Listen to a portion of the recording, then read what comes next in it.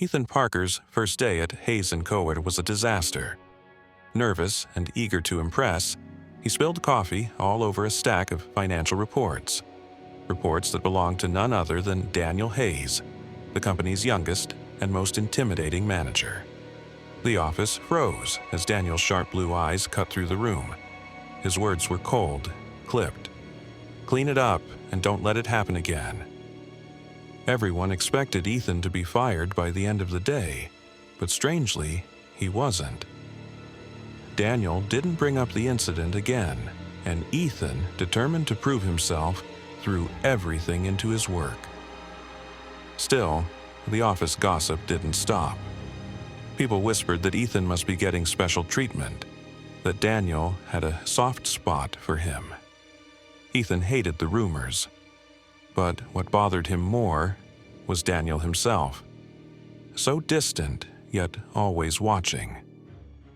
One evening, when most employees had left, Ethan returned to grab his things and noticed Daniel at his desk.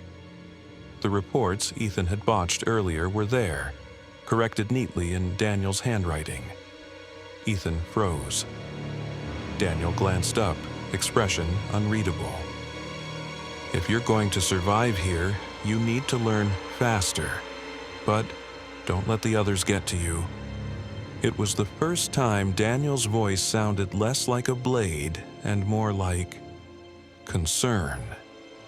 Days turned into weeks, and Ethan began to see the cracks in Daniel's armor. Small moments. Daniel buying him coffee when he looked exhausted, stepping in when senior staff tried to dump extra work on him, quietly praising him in ways no one else heard.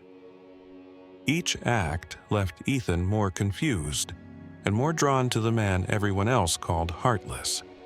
One rainy night, after another brutal round of whispers from co-workers, Ethan couldn't take it anymore. He packed up, ready to quit. But as he stepped outside into the downpour, Daniel was there, coat already soaked, waiting. "Where do you think you're going?" Daniel asked.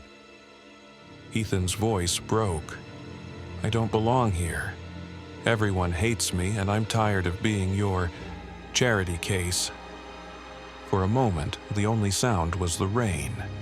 Then Daniel stepped closer, eyes intense. "You think I'm protecting you out of pity? Ethan, I know how cruel this place can be. I went through it too. No one stood up for me back then, but with you, I can't just stand by." Ethan's breath caught. "Why me?" Daniel hesitated, just a fraction, but in that pause, Ethan already knew.